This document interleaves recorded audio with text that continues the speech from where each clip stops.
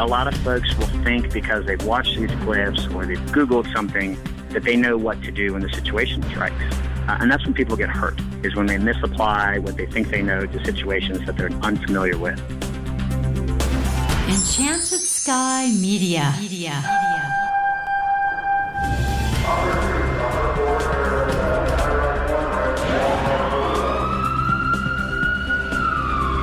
From the Federal Resources Studio, this is Code 3, the Firefighters podcast, hosted by award-winning journalist Scott Orr. Code 3 features interviews with leading members of the fire service, discussing firefighting strategy, tactics, and other topics you need to know more about.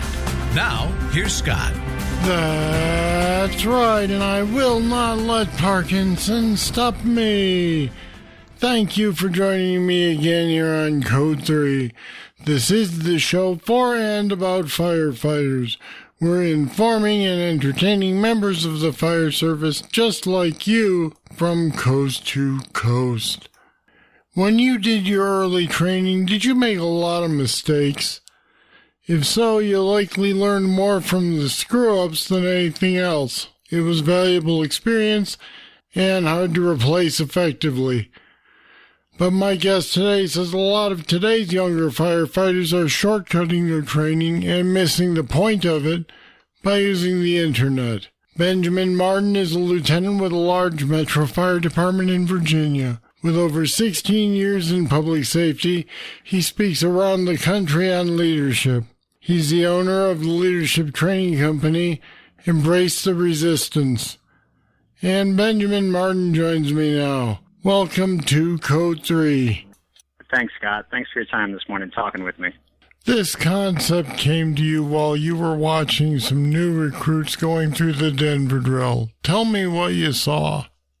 I was helping with the Denver drill, which, if you guys remember, that was, I think it was firefighter Marvin Langvort, who got stuck in a very small room, and they couldn't get him out. I mean, multiple companies for a long time, and he ended up succumbing to his injuries and dying. So when I went through this, which I started in 2002, and I went through a professional academy in 2006, we struggled as well. We couldn't figure this thing out, and it was probably the most humbling 45 minutes of the entire academy. And we didn't have the largest victim either. We just couldn't figure it out. So fast forward 13 years, I was the training lieutenant of the academy, and I got a chance to come out and help teach. We have a Mayday cadre that's very good at what they do, and I was helping with the Denver drill, and these folks got it the first time, which just floored me. You know, there's always somebody in there that maybe has taken the class before, but this group, I knew for a fact none of them had previous experience, and when I asked them about it, they all kind of high-fived each other and smiled and said, well, we did Google it, as if that was going to provide them the answer for everything. So it was kind of eye-opening. You know, I talked to them a little bit more about it at length, about, you know, where they're getting their information from, and I admired the fact that they wanted to come in and have an idea for stuff, but I think at the same time, if you get it from the wrong source, or you don't think about it completely, or the worst case, you don't try it at all, you just watch it and file it away and think it'll work later, I think it can get you in some trouble, and probably the biggest trouble it can get you in is thinking you know more than you actually do, which I think is definitely a symptom of today's young fire officer. All right, but now as it concerns the Denver drill in particular, as long as they know what to do and how to do it, how is that a problem? I have no problem with them succeeding, but I think a lot of times when you apply this to training as a whole, if you do something and the outcome is success, you don't really know if it works for sure. Maybe you got lucky, or the circumstances were different than you were applying them for. I think you see a lot of this in handline selection. Right? You clearly picked the wrong handline, but by the grace of God, that smaller handline was able to put it out. But you really should have pulled that larger handline. And it's the same thing with this. I would have loved for them to have tried some different things, and some things specifically to the Denver drill I've seen people try to act as tabletops with their backs, which is poor posture and gives them no strength and no leverage, as opposed to the wedge. I've seen people call in a third person instead of just trying to do it as two. We've seen people stick ladders in from the outside and have that act as a lever to help leverage them out and pull them out. So when they succeed the first time, they lose all that. I mean, so it's not that we're rooting for them to fail. But we definitely want them to come away with some lessons that kind of reinforce that, yes, you were successful, and that was by design. That wasn't by luck. So what they're missing is that some of these exercises are actually about critical thinking, not about solving the problem the first time. Yeah, absolutely. And this is really true, I think, for the academy. I think it's also true for when you're an incumbent, but really in the academy is the strength of the fire service has always been the collective brain trust. We show up as the many as opposed to the one, and that's a lot of what separates us from police officers. They show up to somebody's worst day by themselves, and all the decisions and all the power and all the strength comes from them. We show up, and where I work, we've got 3 folks. And if I don't know the answer, I can bounce it off of them, and it's not long before a second unit shows up, and I've got 3 more people to bounce it off of. And that's how we solve things. So when you've got one person who's researched this on Google and takes that learning experience away from the other group, they don't learn to bounce stuff off each other in the moment. And there's a lot of stuff that they learn in that. Followership's a big thing. If you've ever been in a drill that's going sideways, then you have somebody that typically will try to talk over somebody else, and then they get to arguing, and that's a great learning moment to pull that back and be like, hey, one person is in charge. There's a time and a place when it's appropriate to suggest things, and this is not it. And then you work through that model, and then they leave the academy as a whole able to participate on a team better than when they came in. Because that's really, we run a 30-week academy, and that's really what it is about for us. Is our goal is to break you down as an individual and build you back as a teammate. And we think we need 30 weeks to do that and give you a fundamental understanding of what it is that we do in our agency. So we're certainly, again, not rooting for them to fail, but we definitely want them to get some learning along the way. And I think a lot of that happens when you're disappointed in yourself. I wrote about it. I called it your authentic motivation. Where a lot of times you just go do stuff because somebody else is doing it because you want to copy them or emulate them. And the things that I have failed in, I never, ever, ever want to feel that way about it again. And that's what drives me to be better and put all the hours in on the blacktop, throwing ladders and forcing hose, not just because I'm trying to keep up with the Joneses. You've called this artificial experience. Why is that? There's a lot of pressure in today's fire service, and I think a lot of it comes from social media and the ability that, I can connect very easily somebody on the West Coast and see what they're doing, and I can get multiple ideas on hose lines and ladders, forcible entry, and I can go back to my group in the firehouse, and if they're not plugged in as well, then I've got an advantage. I've got some knowledge that they don't have. But that doesn't mean that I've tried it. I've just watched it, because until you proved that it works for you, then it's not really experience. It's just something you've learned. But a lot of folks will think because they've watched these clips or they've Googled something that they know what to do when the situation strikes.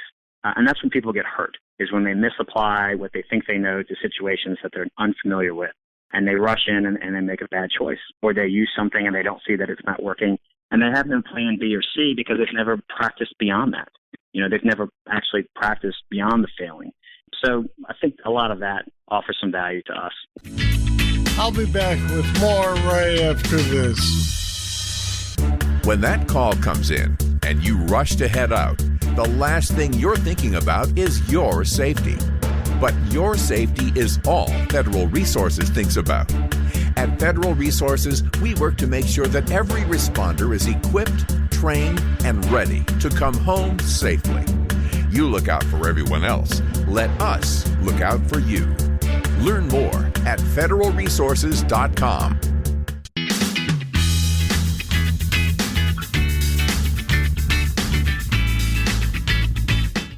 I'm wondering if this is more serious now that we have decreasing numbers of actual structure fires, so they get less real-world experience.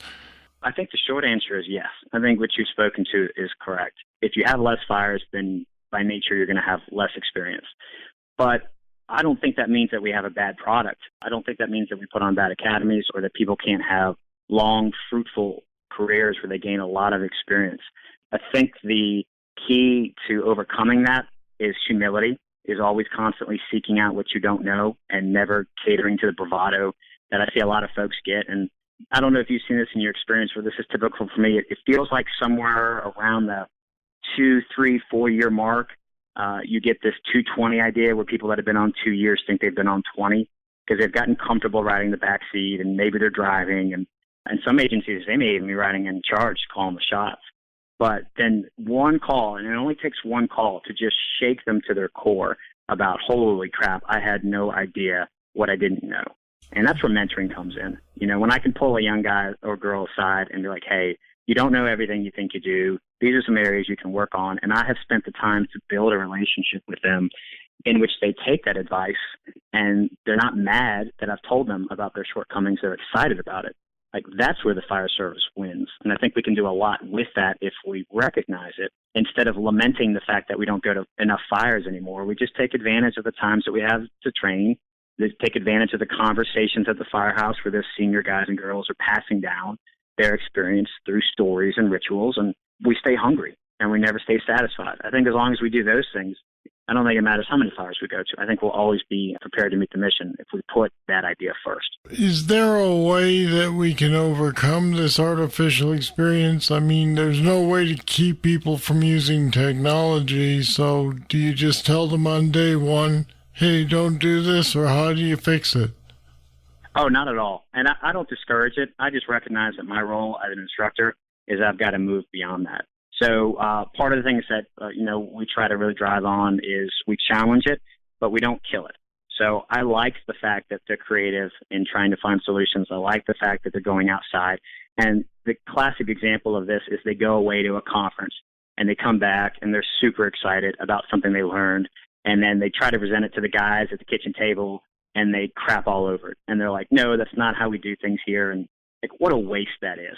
I would much rather go out and give this idea the half hour, couple hours that it deserves, put it through its paces, and see if it works. And if it doesn't work for us, then that's okay. And now we know it won't work for us. I can remember going to the Nozzle Forward, which was probably the best class I've ever taken, and I think a lot of people would say the same. And they did this, I forget what it was, the Cleveland load, I think, where they turned a Minuteman into these stacked loops that would play off the top. And I practiced that when I got back with our department. And I pulled my senior guy in. I was an officer at the time. And I told him, I'm like, this is going to change the way we fight fire in this department. I was so excited. And we drilled and drilled and drilled on that. And then we had the steps down where we felt comfortable converting it. And then we went up to our drill school to flow some water. And we run Pond Conquest hose. So our 1 3/4, especially under higher pressures, has got an internal diameter of closer to 2 inches. It's like 1.9. And this hose gets bloated. And if you follow anything that Dennis Lacuer does, then you know where I'm going with this next. And so it produced kink after kink after kink, and it just didn't work for us. And so, I mean, I was crushed. I was crushed that this idea didn't work, but I knew it wouldn't work. And that was the point, was that I came back, we tried it, and then we moved on past it. And now when someone mentions it, we talk to them, yes, it won't work for us. Now, that doesn't even mean in a couple of years I won't go back and try it again, because maybe the construction of the hose has changed. But for now, putting it through its paces and sweating it out is the most important thing. Where this fails is when we create a culture where people are afraid to step in and try stuff. And I know plenty of officers, and I'm sure your audience does well, that they'll give a scenario to their folks only if they know the answer to it, or they'll give them a difficult scenario that maybe they don't know the answer to, and then they'll stand in the back and they'll wait for these folks to stumble through it. And then when they recognize where they are in the process, then they'll step forward and they look like a golden god of fire knowledge. But all they did was hide.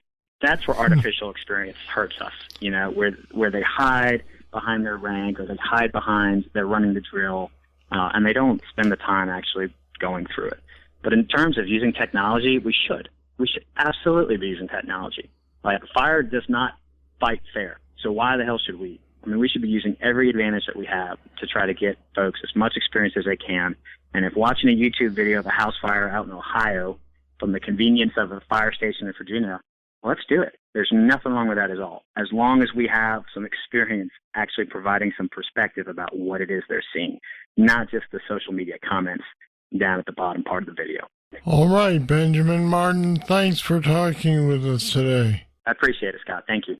And we've put some more information about why artificial experience can be a problem, as well as Ben's company, Embrace the Resistance, on our website at code3podcast.com/artificial. Check it out. Now, here comes your trivia question. NFPA 220 classifies buildings into 5 classes. What type is wood frame construction? No cheating. I'll have the answer right after this. If you like Code 3, you'll love the Code 3 Bull Session. It's more discussion with our guests on any topic. Sometimes it's serious. Sometimes it's not so serious. But it's only available to patrons of Code 3. Find out what you've been missing.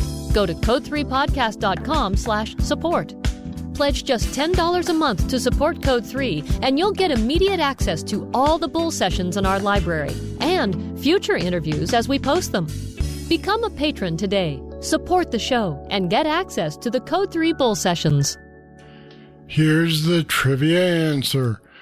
NFPA 220 classification for wood frame construction is Type 5. Did you remember that without having to look it up? All right, that's it. That's all for this edition of Code 3. I'd love to hear what you think of the show. Just email me, scott@code3podcast.com. Or go to the website, code3podcast.com, and click on the contact link. Thank you for listening. I'll be back next time with more. I'm Scott Orr, and until then, I'll see you later. Code 3 is made possible through the generous support of Federal Resources. Visit them at federalresources.com. This show is a production of Enchanted Sky Media. To contact us, get more information on today's show, or to subscribe to the podcast, go to code3podcast.com.